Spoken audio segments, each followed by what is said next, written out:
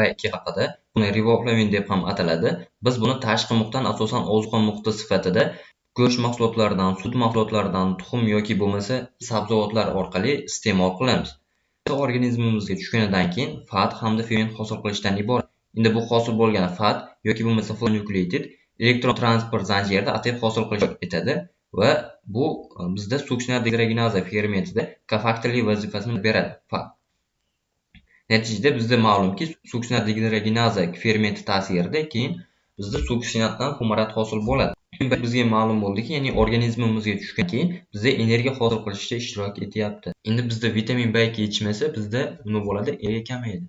Kasalliklar asosan bizda og'izchilik qavatida, tilda, terida, korneal epiteliylarda yuzaga keladi kasalliklar. Bular nima bo'ladi? Tez-tez yangilanib turuvchi to'qima hisoblanib, energiya ko'p ishlatadi.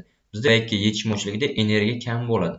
Natijada shu sanab o'tgan to'qimalarimizda muammolar yuzaga keladi. Ko'rishimiz mumkin, lablarning yallig'lanishi, og'iz burchaklanishi hamda yoriqlana ko'rishimiz mumkin. Bundan tashqari mentetil, ya'ni bemor og'izni ochib ko'rilganda qizil yoki bo'lmasa rangli tilni ko'rishimiz mumkin.